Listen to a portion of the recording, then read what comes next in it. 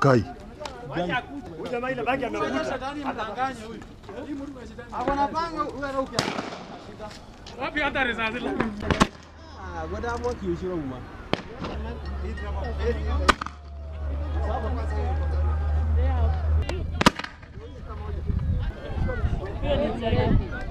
Mulevi.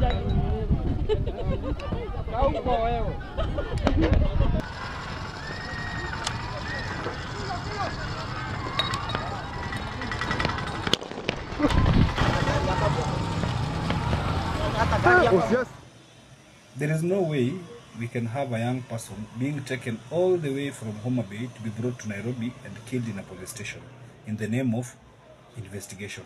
I mean, that is the height of it. That is the worst that we've seen so far. But now I think that guy's death, and as much as that guy's death was painful, I think the most painful thing was the statement that the police released. That this guy hit his head on the wall until he died. I mean, who does that? Even if we are all of us are fools, we cannot think like that. It is not just acceptable. There is no way you can hit your head on the wall several times until you kill yourself. And at this matter, there is nothing even big that he did. Just making a publication on social media.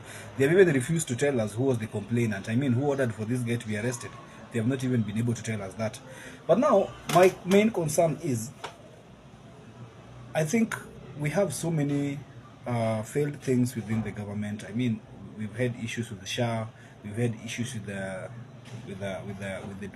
higher education funding model, we've had issues with the affordable housing, and all those many other issues that have come with this regime. But I think that is not the main thing that is a concern to me personally. I think the main thing that really concerns us a lot, and which should be the worrying point for all of us, is the fact that as a country we cannot trust the government. I think that is the most painful part. We cannot trust the government, and we cannot even trust the opposition. The other day, an MP was found in a farm. I don't know, was abducted and thrown there. The government says the guy abducted himself. The opposition says the government abducted that guy. Yeah?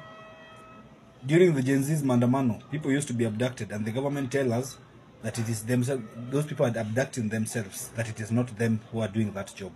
Right now, Albert has been killed, and again, the government bloggers are here saying that it is the opposition who organized for that guy to be killed, using their rogue police officers within the administration just to paint the president wrong. On the other side, the opposition are saying that the president has been, the government has been abducting people and killing, and that this is not a new thing, it is a normal thing. I mean, who can we trust? I think that is the most painful thing for this government.